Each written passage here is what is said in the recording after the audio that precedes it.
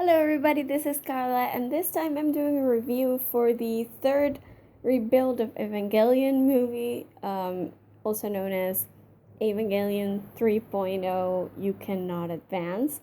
Just a word of warning, the Evangelion franchise as a whole is kind of my favorite, not just my favorite anime, but my favorite piece of fiction of anything ever. I love it more than any other movie, more than any TV show, more than any book I've ever read. I love this thing to pieces, and I want my love for Evangelion to be written into my tombstone when I die. It's seriously the best piece of fiction I've ever come into contact with. So, having that in mind, this review is going to probably be a little long, so I apologize for that. But if you guys want me to hear me gushing about something for 40 minutes, then you're probably in the right place. As you know, this is not the first installment in the Rebuild of Evangelion franchise. There have been two movies before this, 1.0 and 2.0, or as the DVD releases would have it 1.11 and 2.22, and then this one would be 3.33. The DVD finally came out. This movie came out in, what was it, 2012, I think.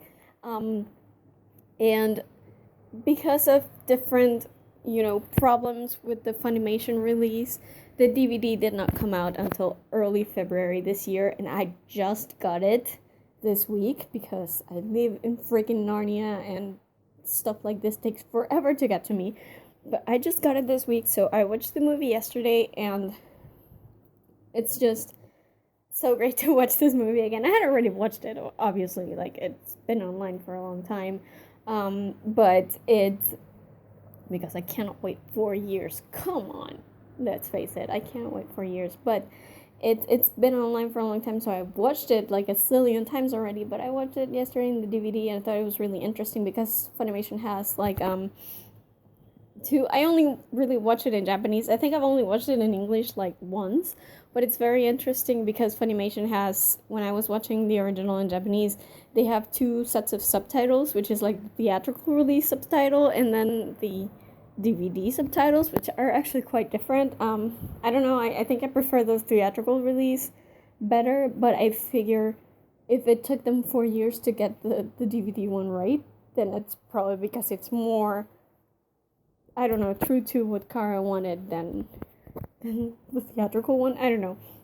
Maybe I'm just so used to the theatrical release that's why it seems so weird to me, but either way, I love this movie, and I know this is very divisive among a lot of people in the fandom because this movie was so dark, especially compared to the previous one. But I love, it's Evangelion. I can't hate anything Evangelion. I'm sorry, I'm physically incapable of hating anything in this franchise. So of course I love this movie. That's kind of a given. But more than that, I really love that it makes me think. That's the best thing about Evangelion for me. It makes you think about your life, about the things you feel, about the things that happen around you and how you react to it, and it's just so. I love this movie because of that, and it's so great to revisit Shinji again. This is obviously coming off from 2.0, which was a lot lighter in tone, and frankly, that's still my favorite. I've watched all three of these movies a bajillion times, and 2.0 is still my favorite because, not necessarily because it was lighter, although it was what's called the action arc in the original series. That's also my favorite part of the original series, even though the ending kind of blew my mind and elevated Evangelion to previously unseen levels of amazing. But I really did love the action arc more, and I love 2.0 more, which was kind of the action arc of the Rebuild series.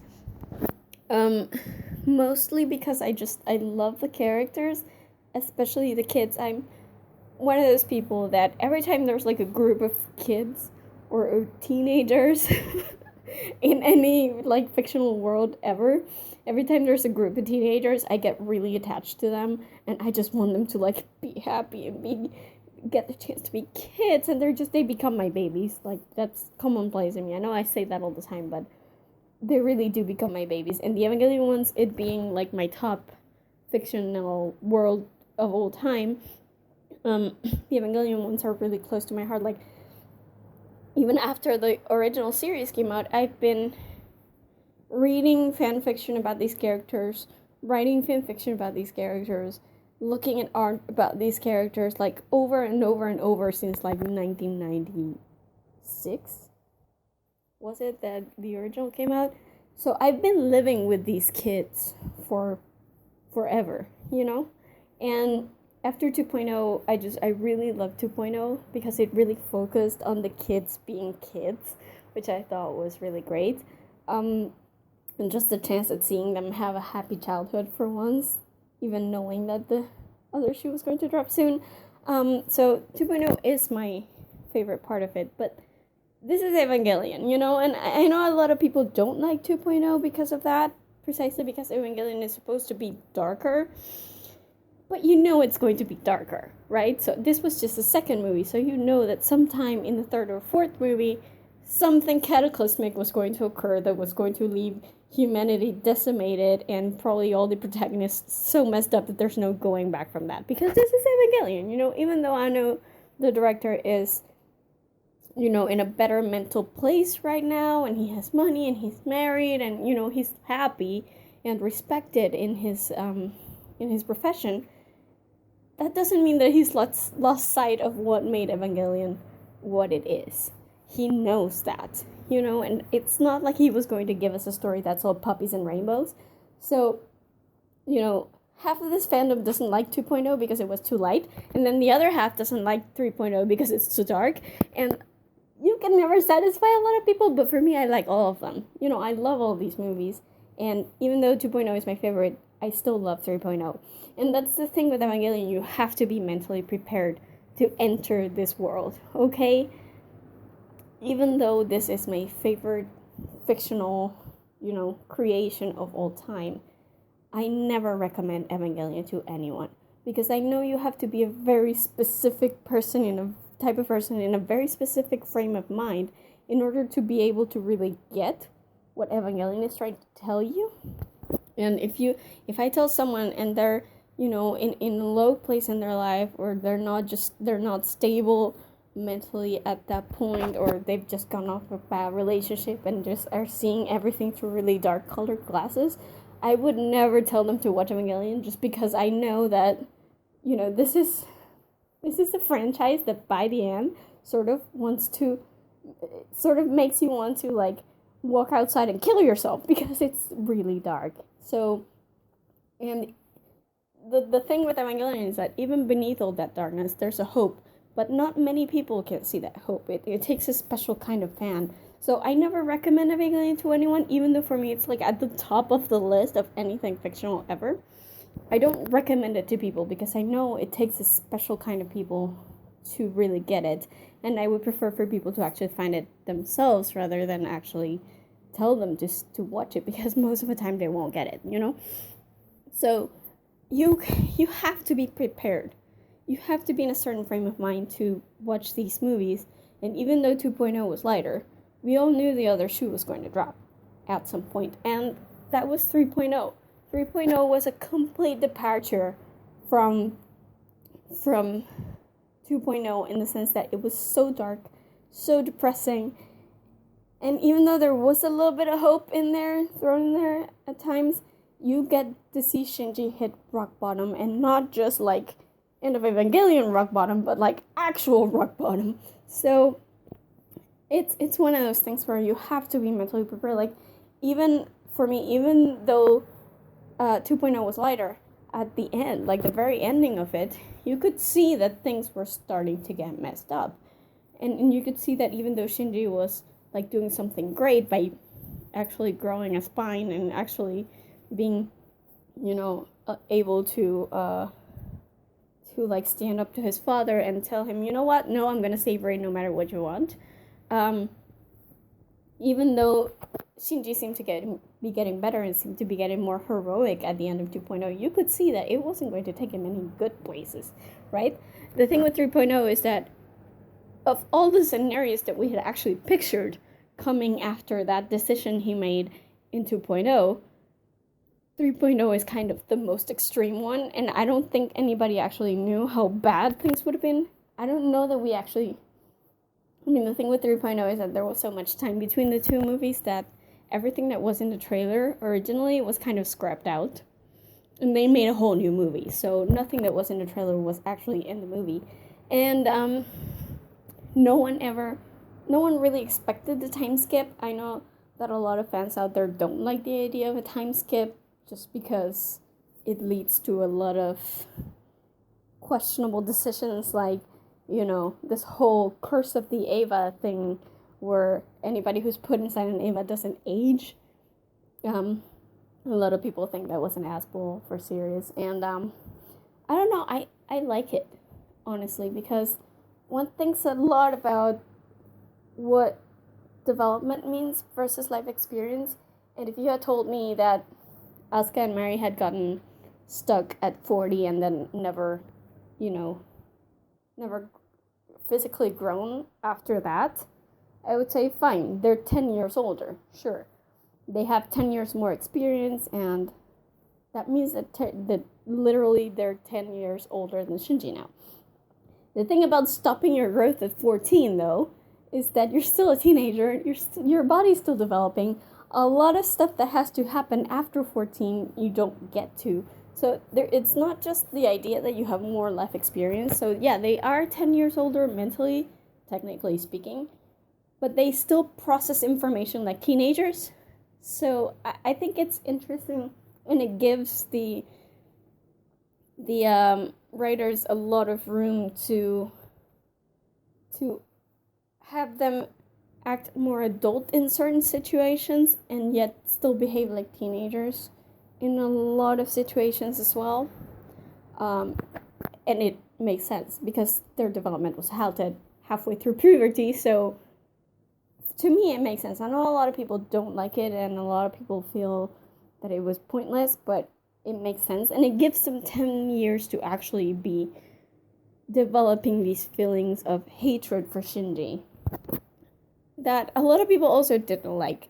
You have Misato, who's suddenly decided to become like this cold, and she hasn't decided, it's been 10 years, but she's become this cold, calculating and hateful person who pins everything on Shinji, even though there's no freaking way that Shinji could have known that any of this would have happened because he wasn't informed.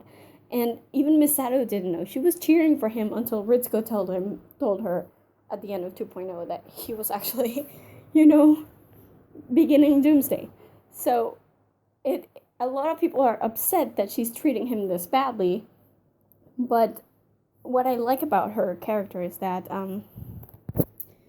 even though she's being irrational, because she is being irrational, it's very human to be irrational. It's like sometimes intellectually that a person isn't at fault for something, and yet you can't help but blame them for it. Like, especially if Kaji's actually dead. I think after 14 years, Misato would be holding some resentment for Shinji, even though she knows intellectually that it wasn't his fault. And everybody really just blames Shinji.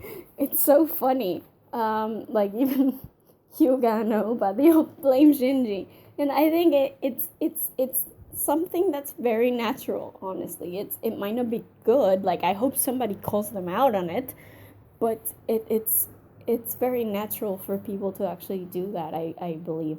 As far as Asuka goes, she hates Shinji, but she also, it's not that big of a stretch, honestly.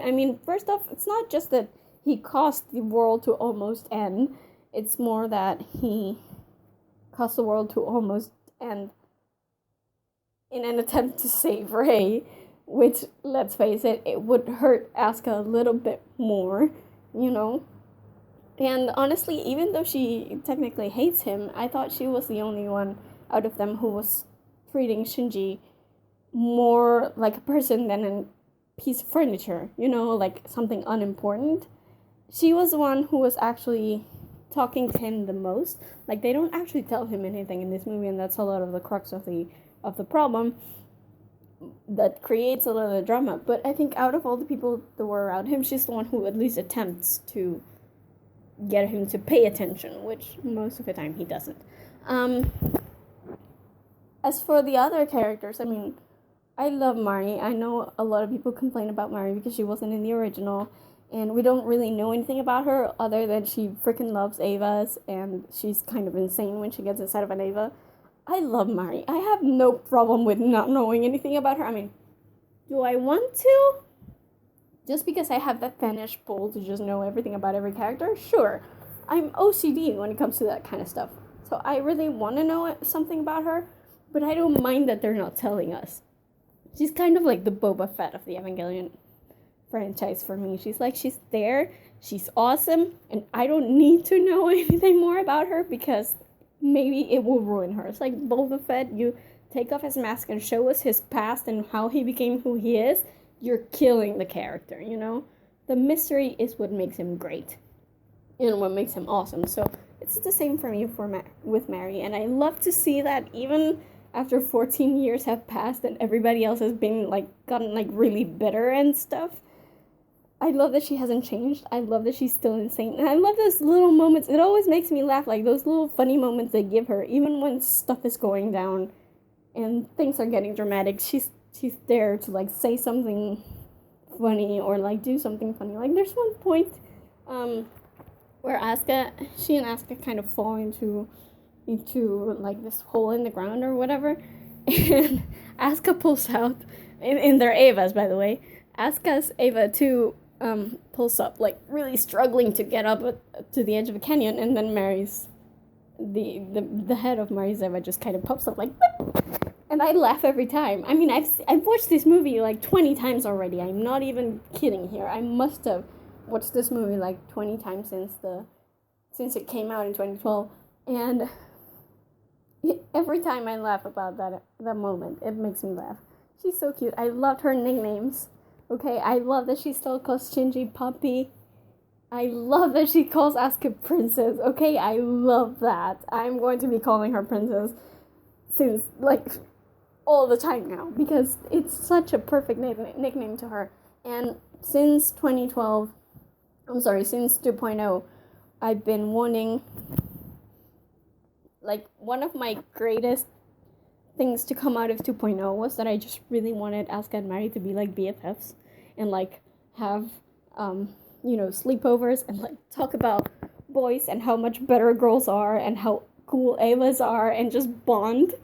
I kept thinking, oh my god, I need these two to be friends and they would be the best friends ever and it would be the coolest thing ever to see them.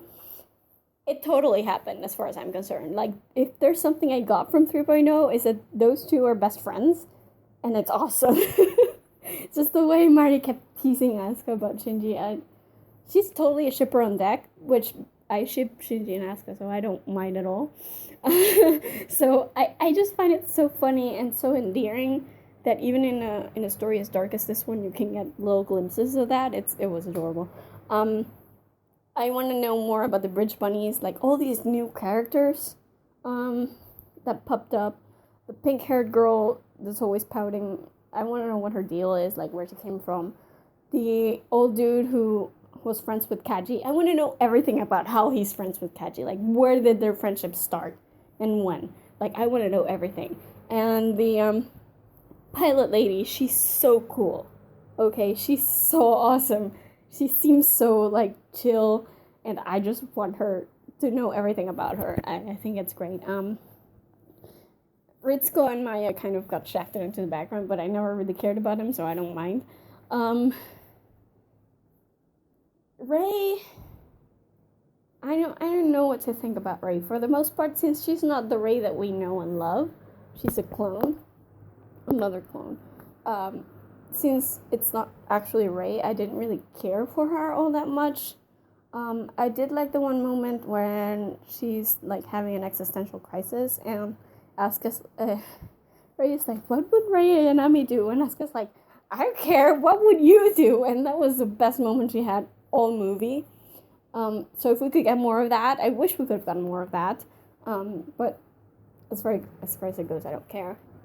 Gendo can die in a fire. It's not a secret that I absolutely hate his guts.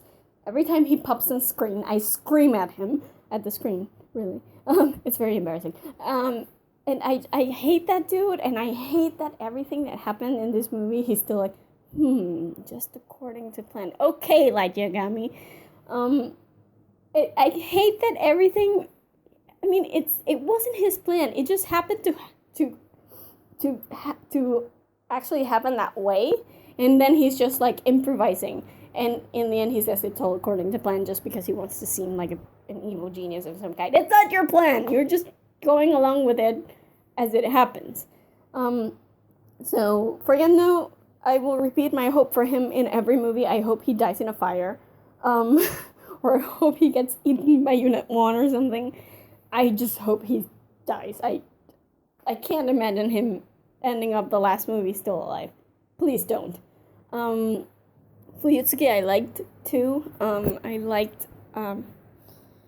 I really liked that he was the one to tell Shinji about his mother and Rei and the connection they have. Because in the original series, it was Ritsuko, and Ritsuko freaking hated Yui Ikari. So I think even though he was still doing Gendo's bidding, I kind of like that it was someone who cared about Yui actually telling him this. So I thought that was interesting. Then we get to Shinji, who again is very divisive in the fandom, with people who didn't like the way he was in Anno of Evangelion, people who thought he was a weakling, he had no spine, and that all he could do was like get dragged around by people into doing things. A lot of those people were happy with 2.0 because it seemed like he was taking more initiative, that he actually had a spine and he was braver. Obviously 3.0, all that goes down the toilet.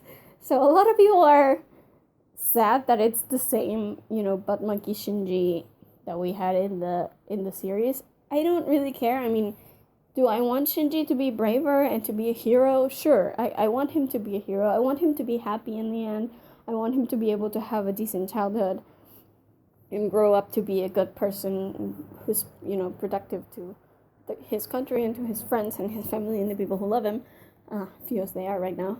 But at the same time, I do think there's value in him hitting rock bottom, and at least they did it in a relatively better, less disgusting way than they did in End of Evangelion, So it's a little harsher though, because not only does he almost destroy the world, and then 14 years later he keeps getting all these shocks, so he has like breakdowns like every other scene in this movie, and then he tries to make it all better, and again he almost destroys the world. So it's like the world just loves to hit Shinji over the head with stuff, so he will mess up.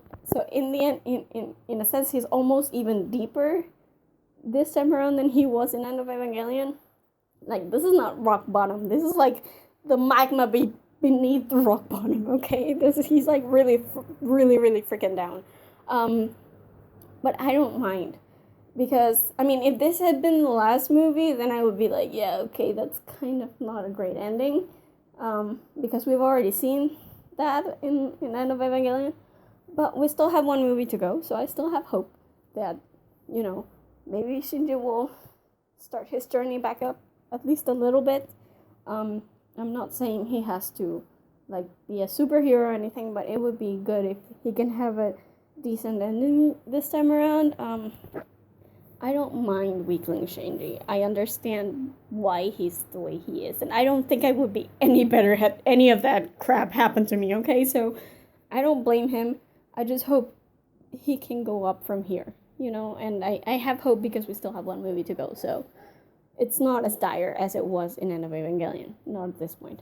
Like, this movie was our End of Evangelion in this series, in a sense, so we have nowhere to go but up, as far as I can see.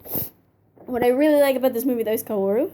He I was never a big fan of Kaoru in the series, in the original. He creeped me out. He was just really creepy, and he had the kind of, child molester vibe to him that I never really liked. And I know a lot of people liked him because he was the only one who was nice to Shinji, and the only one who tell him I love you and stuff like that.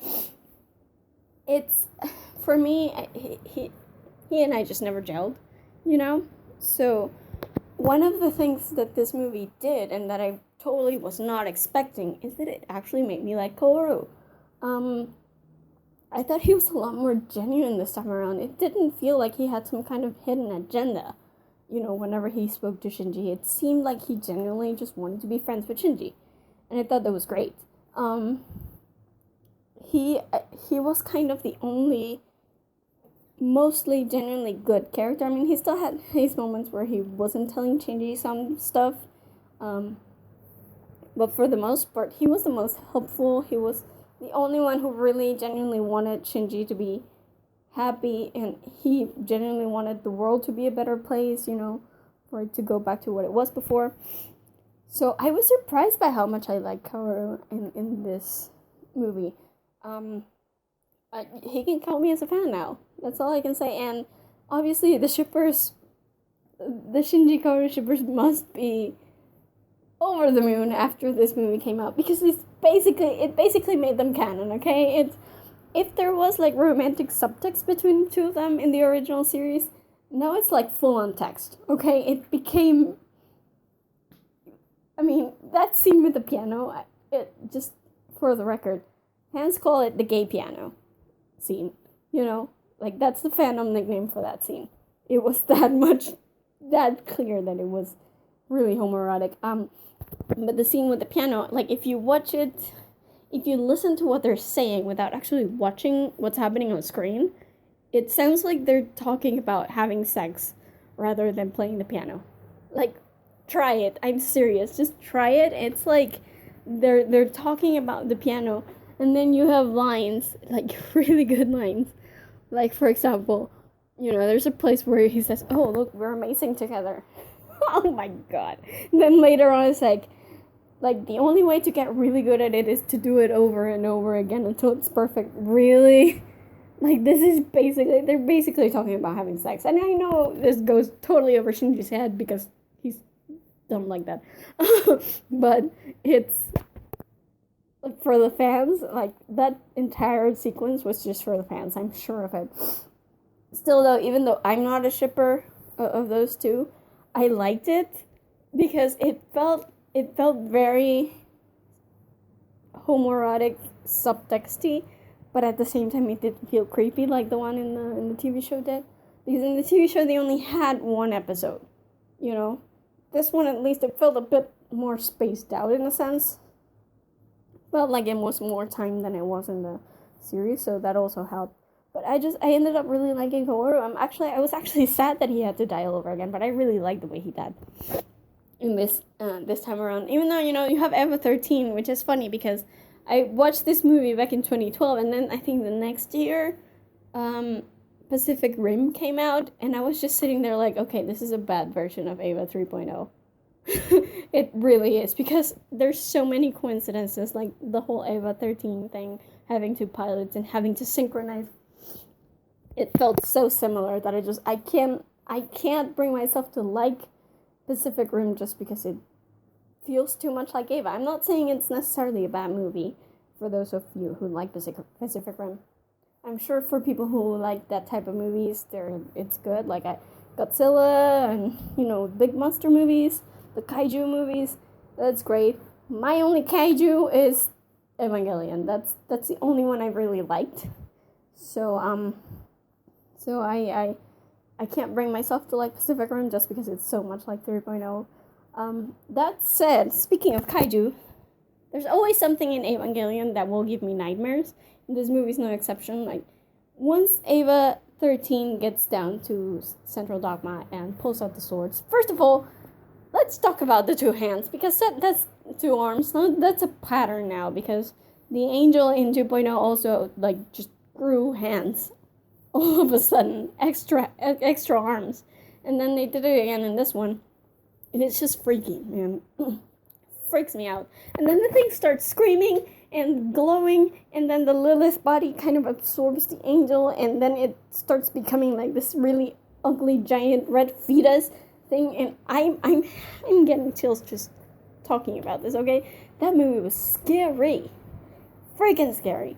And that also made it feel like Evangelion, you know?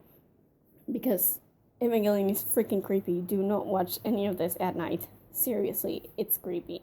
One of the biggest points of contention with this movie I think there are two of the main ones. The first one is the crazy amount of impacts that this series has had. Like, what was this, like, 4th impact by now? In the original, we only really had, like, 3. We're already past that and still have 1 movie to go. Like, how many are there going to be? A lot of people think that just impacts are just really, have become this really common thing and have lost sort of their value. I don't mind. I love, like, one of my favorite things to do for Eva is just sit down and try to examine how each impact fits into what I call the impact equation. It's like what you have to have in order to create an impact. And I totally did this with 3.0, and I spent hours of my life just poring over what part of this was of Lilith, what part of this was of Adam, how did the two mix, how to create an impact. Like, seriously, I love that we get so many different impacts just because they're all a little bit different, and I get to sit down for hours and think about them.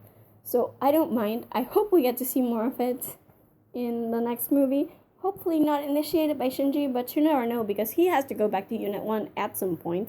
Maybe we'll see Yui, maybe we'll see Rei. So I fully expect him to create at least one, but at the same time I also fully expect him to be freaking scared of getting into an Evangelion ever again. So it's kind of an End of Evangelion situation where he's just refusing to go in. That's what I'm expecting, at least.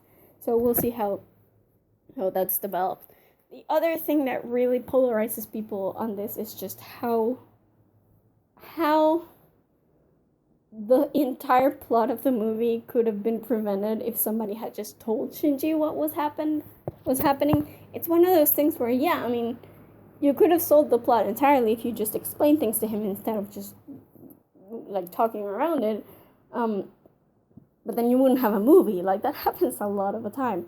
But at the same time, I don't think they just did it so they could add drama. I do think they were making a point that lack of communication is what creates a lot of the world's problems. Either people not being able to say things right, or people just outright not wanting to say things to each other. This is the entire thing that happened in this movie. Like, everybody refused to tell Shinji what the hell was going on and why he couldn't get an Eva. And everybody was just like, get in the freaking robot, or don't get in the freaking robot. And he was just confused. At the same time, when people did start to tell him, like Kaworu, for example, he tried to tell Shinji what was going on. He wasn't clear about it because he was so in shock that he didn't even know how to say it. And then Shinji just ignores him. You know, Shinji, instead of actually stopping and turning to him to listen, Shinji just keeps going. And that's the thing. Either you say things wrong, or you don't say enough, or you refuse to listen. And I think that was kind of a point that they were trying to make in a lesson they were trying to teach us, because I think a lot of the world's problems actually have to do with that, with a lack of communication. So I don't mind. It does seem kind of silly that everything could have been resolved if somebody had just been, you know, frank with Shinji and just be like, okay, here's how things are working right now. But they were also pissed that nobody did. But I don't mind it, honestly, because we got a good movie out of it. And honestly, it happens all the time. So I don't mind. I just hope that after this newest disaster that Shinji created, that they actually explain things to him if he's willing to listen, because, yeah, he's probably too traumatized now to actually handle anything. I don't know, I've been talking about this for 35 minutes now, so I will try to cut it short. I just really want to say that I love this movie. It's not my favorite in the series, that's still 2.0, but I love this. I love the themes it touched. I love that we're finally getting to see that downward turn that we all expect from Evangelion. That if we thought we were getting anything different this time around, Anno is like, nope, I am a troll all over again, so nope, we're going down the deep end. And that's what I like about Evangelion. I like Anno being a troll. He's the greatest troll of all time, okay?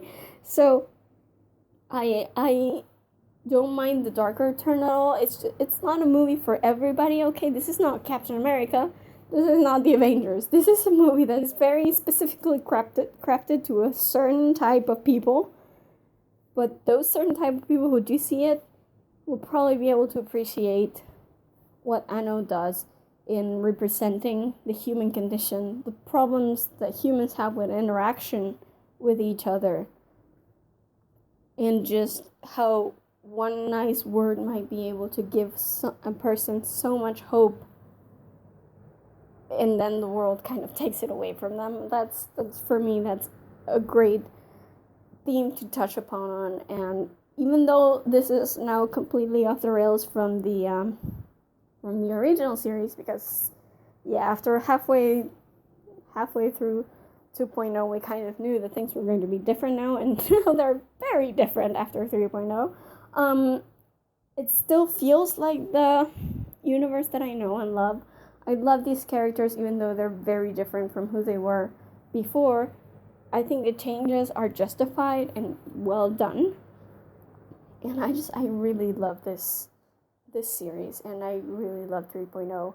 I probably, I'm feeling nostalgic right now, so I will probably end up watching 1.0 and 2.0 and reviewing them, so you might expect those reviews at some point in the next couple of weeks, I guess, or a few weeks.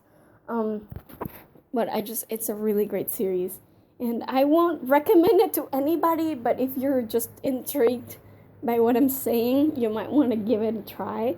Just don't blame me for the psychological scaring you'll get after. But it's really a great series, and I love it to death. And I think 3.0 was a great turn. It did a lot of things similar. It did a lot of things different. I think it was a great movie overall. Just a really dark one, so be prepared for that when you go in if you really want to watch it. And I haven't spoiled it all for you in this review. Anyway, please be sure to visit our website at thegeekypub.com. We have reviews not just for other anime shows and movies, but also for TV shows, books, games, other movies, live action. We have a ton of stuff in there, so be sure to visit and check it out. And also, please subscribe to our YouTube channel, as that's where our reviews usually go up first. Even before they hit the website, they're usually up on YouTube, so if you don't want to miss anything we upload, then you want to subscribe to our channel. And that's it from me. Wow, it's actually almost 40 minutes of me gushing about this movie. Maybe I should, go buy a lottery or something, because that was actually very accurate. Anyway, that's it from me. I will see you guys in my next review. Bye.